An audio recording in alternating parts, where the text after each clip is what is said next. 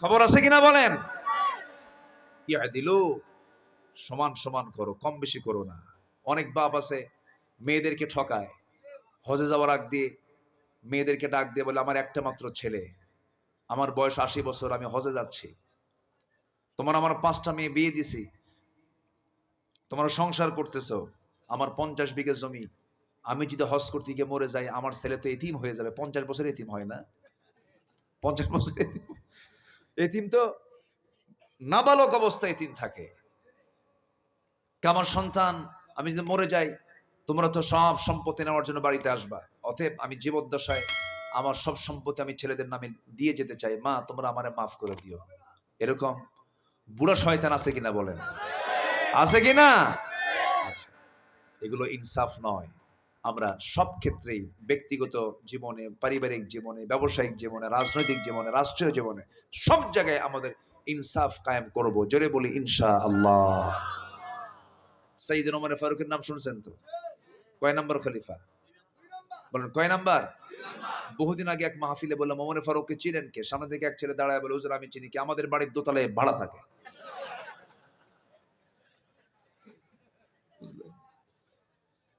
এই ওমর সে ওমর নয়, এই ওমর হলো সেই ওমর যে ওমরের ব্যাপারে রাসূল বলেছেন আমার পরে যদি নবুয়তের সিলসিলা জারি থাকতো আমার ওমর নবী হয়ে যেত। লাকানা ওমর, আমার ওমর নবী হয়ে যেত। খুব দামি মানুষ ছিলেন, চোখে ঘন ঘন পানি পড়তো, সেজদায় পড়তেন, সেজদায় পড়ে পড়ে কাঁদতেন, আওয়াজ দিয়ে দিয়ে কাঁদতেন, সূরা পড়তেই কাঁদতেন। মনটা তার খুব নরম ছিল, দিলটা খুব নরম ছিল, রাগ ছিল বেশি, কিন্তু চোখ দিয়ে পানি পড়তো। নবীর ইন্তেকালে তিনি অস্থির হয়ে গেলেন। নবী ইন্তেকাল করেছেন, মানতেই পারলেন না, তিনি তরবারি বের করলেন।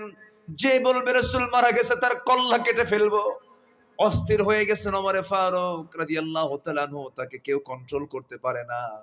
সাইয়েদনা আবু বকর সিদ্দিক রাদিয়াল্লাহু তাআলা আনহু আস্তে করে তার সামনে গেলেন, গিয়ে তার হাতটা চেপে ধরে বলছেন, ওমর তুমি কি ওই আয়াত ভুলে গেছো নাকি? ওয়ামা মুহাম্মাদুন ইল্লা রাসূল قد خلت من قبله الرسل। তুমি কি আয়াত ভুলে গেছো নাকি?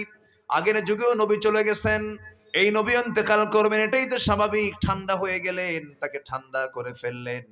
আমার বন্ধুগণ, সে ওমর ফারুকের মতো মানুষ, আল্লাহ পাক তাকে অনেক সম্মান দান করেছেন, অনেক ইজ্জত দিয়েছেন। আমার নবীজি তার ভূয়সী প্রশংসা করেছেন। বর্তমান দুনিয়াতে একজন শাসকের নাম যদি উচ্চারণ করতে হয়, যে ধর্মেরই লোক বলেন না কেন, সবার আগে একজন ব্যক্তির নাম চলে আসে, তার নাম হলো ওমর। তার নাম কি? তার শাসন প্রণালী ছিল ভিন্ন রকম। খুব সিম্পল লাইফ ক্রিয়েট করতেন। একদিন কোন এক দেশের গভর্নর তার সামনে এসে দামি কিছু খাবার বউ দিয়ে রান্না করে, অনেক দামি দামি খাবার, ধরেন পায়েস জাতীয়, এরকম জাতীয় খাবার, একটু এক্সট্রা খুব রিচ খাবার, খুব দামি খাবার বানিয়েছে। বানিয়ে একটু প্রশংসা নেবার জন্য, ওমর ফারুকের মুখ থেকে প্রশংসা নেবার জন্য দামি খাবার নিয়ে তারা দরবারে হাজির হয়ে গেছে একজন গভর্নর। ওমর ফারুক বলছেন, ও গভর্নর কি আনছো? কে যে আপনার জন্য দামি একটা খাবার বানায় নিয়ে এসছে আমার বাড়ি থেকে। তাই নাকি? হ্যাঁ। এটাই, এই খাবারটি আমার দেশের জনগণ খায় নাকি? না, পায় না। যে খাবার আমার দেশের জনগণ পায় না, তুই গভর্নর তুই খা, আমার খাওয়ার দরকার নাই। যেরকম সুবহানাল্লাহ। একজন রাষ্ট্রপতির উচিত হলো চিকিৎসার জন্য বাইরে না গিয়ে সেই চিকিৎসাই দেশে হাজির করা, ঠিক কিনা? কিছু হলে মাউন্ট এলিজাবেথে চলে যায়, আর আমার দেশের থেকে যারা মাউন্ট এলিজাবেথে যায় ওদের জন্য মালাকুল মউত ওই জায়গায় বসে থাকে, ফিরে আসে না তো, ম্যাক্সিমাম ওখানে মরে। মানে মাউন্ট এলিজাবেথে ওখানে মালাকুল মউত বসে থাকে, তুই আয়। কি ঠিক আছে না? সিঙ্গাপুরের মাউন্ট এলিজাবেথে ওখানে চলে যায়, আর মালাকুল মউত বলে, যাক তোর দেশে মরার দরকার নাই, তো এখানে মারবো তোরে।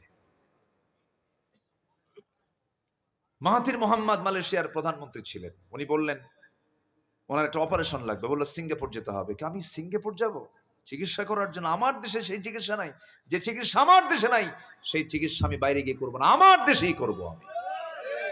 সব মেশিন টেশিন কেনা, সেখানে চিকিৎসা করাইছে। দেশের মহাব্বত ভালোবাসা আলাদা জিনিস। সন্তানের বিয়েই বাড়ি, সন্তান বিয়ে করেন আমেরিকা, সব থাকে লন্ডন আমেরিকা, আত্মীয় স্বজন সব ওই জায়গায়, দেশের প্রেম দেখান, আমরা বুঝি না। না, আমরা বুঝি না। দেশের টাকা বাইরে পাচার করেন, রাজনীতি করতে হলে দেশের টাকা দেশে ফেরত দিলে রাজনীতি করেন।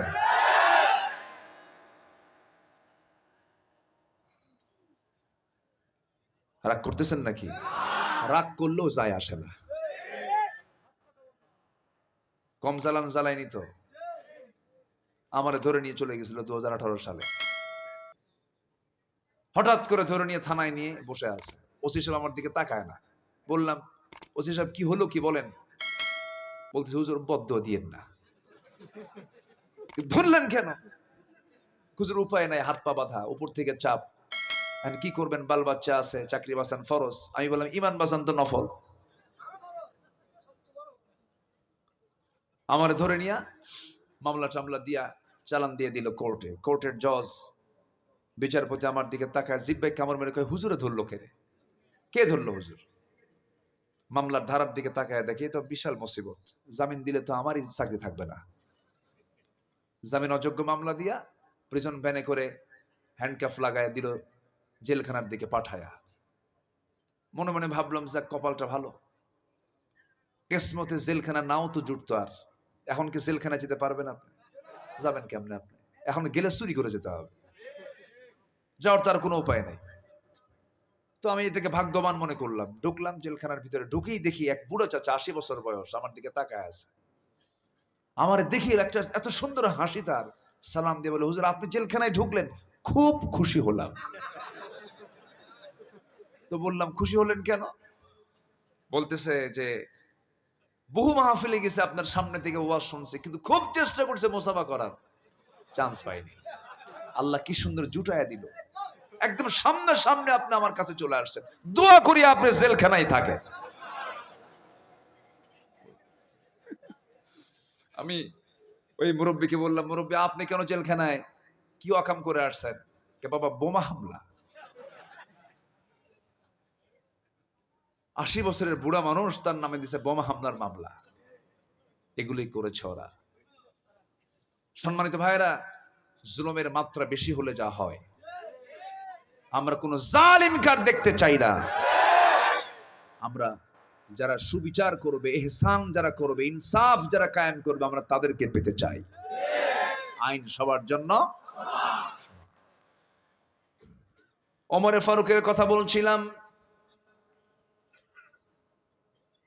কেমন মানুষ তিনি ছিলেন দেখেন। রাষ্ট্রের পক্ষ থেকে 1 বোতল মধু হাদিয়া স্বরূপ পেলেন। রাষ্ট্রের মধু তিনি নিয়ে আসলেন। 5টা ভাগ করতে হবে প্রতিবেশী সহ। মধুর বোতল নিয়ে এসে বউকে বলছেন, বউ আমার, এই যে মধুর বোতল দিলাম, সমান 5টা ভাগে ভাগ করো। 1 ভাগ আমাদের, বাকি 4 ভাগ প্রতিবেশীর। সবার কাছে কাছে, 4 জনের কাছে কাছে সমান করে পৌঁছা দিতে হবে। বউয়ের হাতে হস্তান্তর করার কিছুক্ষণ পর বলছেন, না, তোমাকে আমি মধু ভাগ করতে দেব না, মধুর বোতল আমাকে ফেরত দাও। মধুর বোতল ফেরত নিয়ে চলে যাচ্ছেন। বলুন, তেমন আচরণ যদি আমরা আমাদের বউয়ের সঙ্গে করি, কেমন কি হতে পারে বলেন? কি হতে পারে? হ্যাঁ, খালি বকা? হ্যাঁ, মায়েরও দিত, মায়ের খান।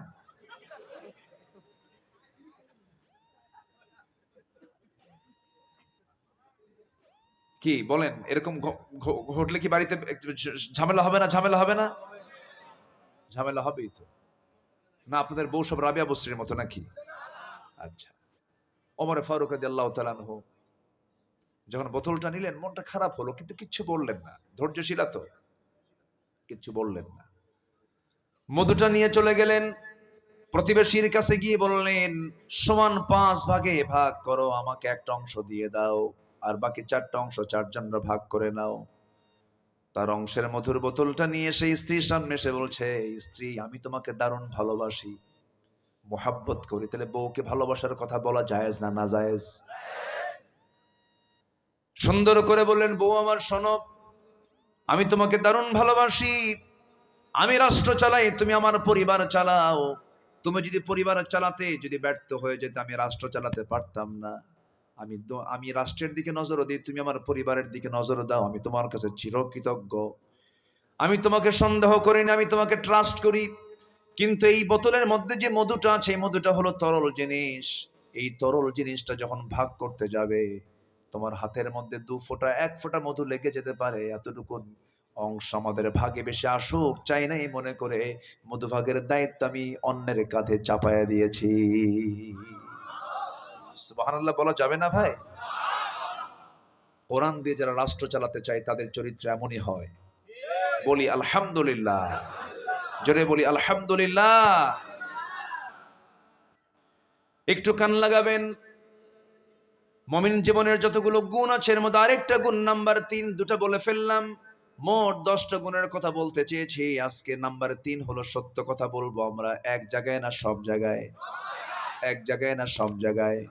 আল্লাহ রাব্বুল আলামিন বলেন, ইয়া আইয়ুহাল্লাযীনা আমানু তাকুল্লাহা ওয়া কুলু কওলান সাদীদা يصلح لكم أعمالكم ويغفر لكم ذنوبكم ومن يطع الله ورسوله فقد فاز فوزا عظيما জোরে বলুন আল্লাহু আকবার।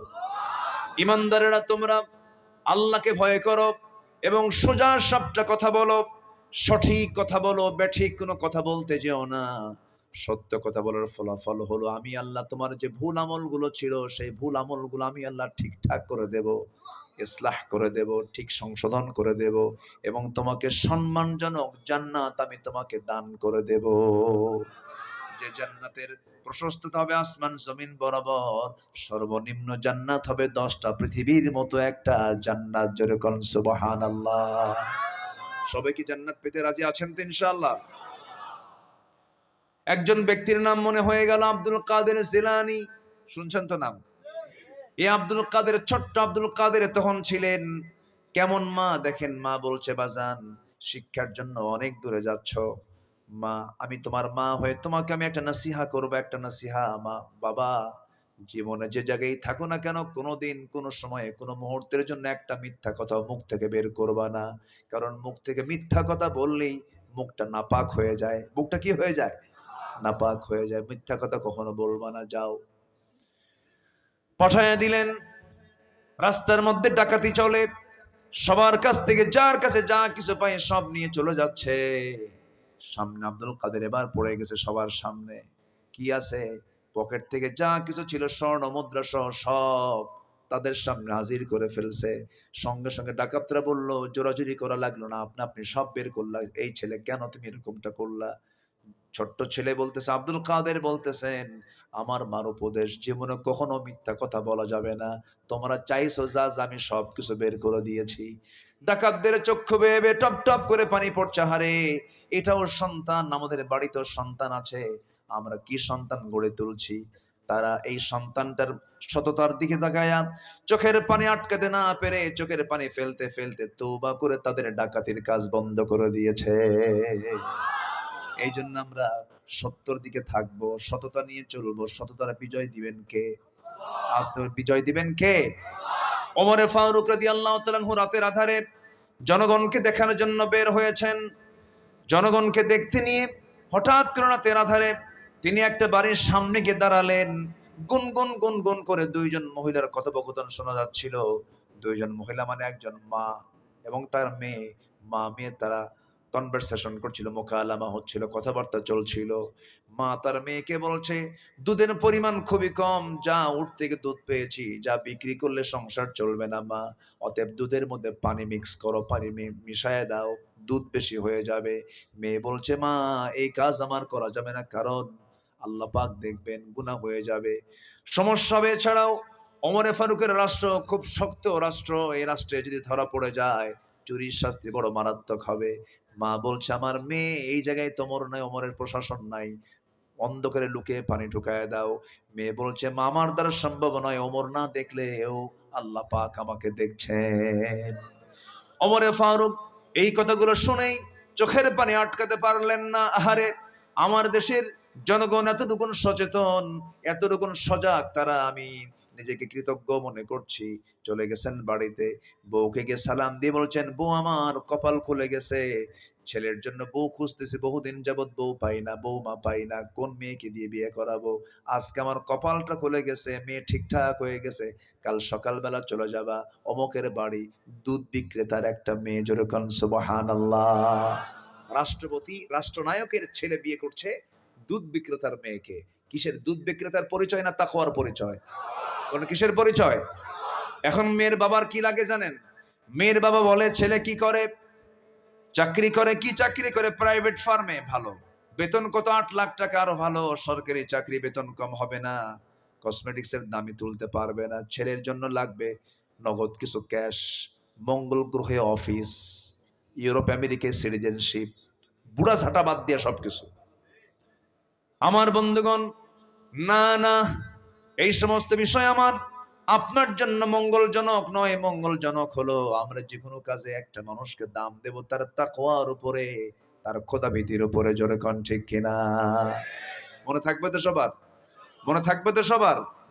লক্ষ লক্ষ টাকা, কোটি কোটি টাকার মালিক হয়ে গেছেন, কিন্তু আপনার ভিতরে ইনসাফ নাই, সততা নাই, আপনার মধ্যে হেসানটা নাই, কোনো মূল্য আপনি পাবেন না, আল্লাহর সামনে আপনার কোনো দাম থাকবে না।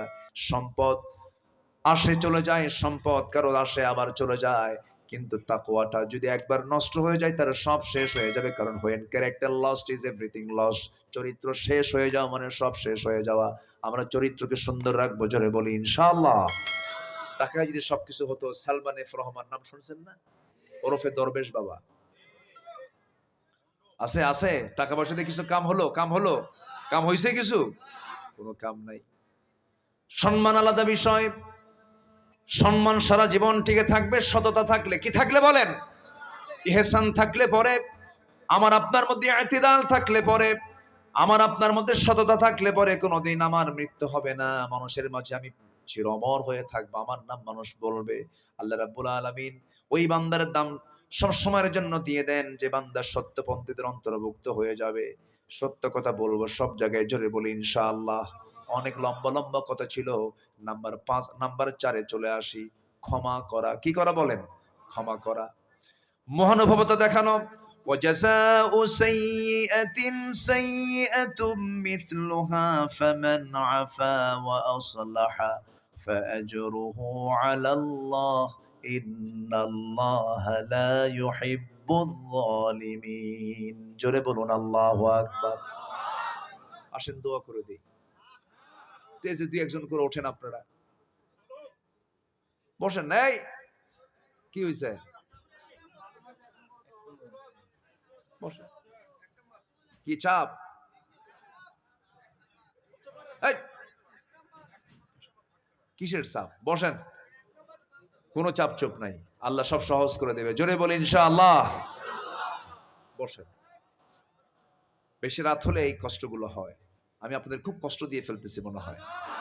একটু বসেন, আল্লাহ কবুল করুন, জোরে বলি আমিন। আপনি কঠোর হবেন, আল্লাহ কঠোর হবেন। আপনি ক্ষমা করবেন, আল্লাহ আপনাকে ক্ষমা করবেন। কঠোর হব না আমরা। কিছু কিছু লোক আছে খুব শক্ত, এত শক্ত, বউ কয় মরবো কোন দিন। মানে কিছু স্বামী আছে বউয়ের প্রতি এত জুলুম করে, বউ মনে মনে দয়াল মরবে কোন দিন, ওর অত্যাচার থেকে বাঁচি আমি। আছেন এরকম? আছে না? আছে না? নরম হবেন, ক্ষমা করবেন, আল্লাহ পাক আপনাকে ক্ষমা করে দিবেন। প্রতিশোধ পরায়ণ হওয়া যাবে না। আল্লাহুম্মা ইন্নাকা আফুফুন কারীম তুহিব্বুল আফওয়া ফাআফু আন্না। আমার দিল যত নরম হবে আল্লাহ পাক আমার প্রতি যত নরম হবেন। আমার দিলটা পাষাণ হবে, আল্লাহ পাক আমার প্রতি পাষাণ হবেন। ইরহাম তুরহাম, ইরহাম তুরহাম। আমার নবীজি খুব নরম দিলওয়ালা মানুষ ছিলেন। নবীজির চোখের সামনে আমার নবীজি সহজেই একটা মানুষের কোনো কষ্ট দেখলে পরে সহ্য করতে পারতেন না। তো দেখুন কত কঠিন একটা বিষয়। মোনাফেক মারা গেছে। কে মারা গেছে? মোনাফেক মারা গেছে। মোনাফেকের সন্তানটা সাহাবী ছিলেন। সাহাবী এসে বলছেন, হুজুর আমার বাপ কাট্টা মোনাফেক, আমি জানি খুব কষ্ট দিয়েছে আপনাকে, তাও জানি, কিন্তু বাপ তো আমার কষ্ট হচ্ছে হুজুর। আমার বাপ দুনিয়া থেকে মরে গেছে, আপনি যদি আপনার জুব্বা একটা দিতেন আমার বাবার কাফনের কাপড় বানাতাম। আমার নবীজির মনটা ছিল কঠোর না নরম? আমার নবীজি ভাবলেন আমার সাহাবী চায়, কেমন করে মানা করি, নিজের পরনের জুব্বা তার হাতে দিয়ে দিলেন, বললেন যাও পড়ায় দাও, গোসল করায় পড়ায় দাও। হলো কিছুক্ষণ পর ভয়ে ভয়ে নবীর কাছে এসে বলছেন, হুজুর আমার বাপ মুনাফিক, কিন্তু আমার তো বাপ কোলে পিঠে মানুষ করেছেন আমার বাবা, আপনি যদি দয়া করে আমার বাবার জানাজা পড়াতেন আমি খুব খুশি হতাম। রাসূল বলছেন যাও সাহাবী যাও, আমি যাব। আল্লাহু আকবার বলেন। আমার নবীজি সহজে মানা করতে পারতেন না। চলে গেলেন জানাজায়। জানাজা শুরু করবেন, আমার নবীজি পিছন দিকে ওমর ফারুক রাদিয়াল্লাহু আনহু জুব্বা টানতেছেন। হুজুর আপনি কার জানাজা পড়ান? সারা জীবন জুলুম করলো, কষ্ট দিল। রাসূল বলছেন না রে ওমর, আমার সাহাবী বারবার বলে আমি সাহাবীকে কেমন করে না করি। জানাজা সম্পন্ন হয়ে গেল, সঙ্গে সঙ্গে আয়াত নাযিল হয়ে গেল ৭০ মাররাতান, ৭০ বারও যদি আপনি মুনাফিকের জন্য দোয়া করেন, আপনি নবী হয়ে দোয়া করলে কি হবে? আমার আল্লাহ মুনাফিকের জন্য কোনো দোয়া কবুল করবেন না, নাউযুবিল্লাহ। তাহলে কি হওয়া যাবে না আমাদের? বলেন কি হওয়া যাবে না? আমার বন্ধুগণ, মুনাফিক জোহর পড়ে, মুনাফিক আসর পড়ে, মুনাফিক মাগরিব পড়ে, মুনাফিক এশার নামাজও পড়তে পারে, কিন্তু মুনাফিক কি নামাজ পড়তে পারে না বলেন? একটা প্রশ্ন করব, বলুন তো আমার দেশে কোন ওয়াক্তে মানুষ বাড়িতে বেশি থাকে? বলেন বলেন। আর আমার দেশের মসজিদে কোন ওয়াক্তে সবচেয়ে কম মুসল্লি হয় বলেন? এখন বলুন তো আমরা কোন কাতারে আছি? দেখেন কি করে কয় মুনাফিক।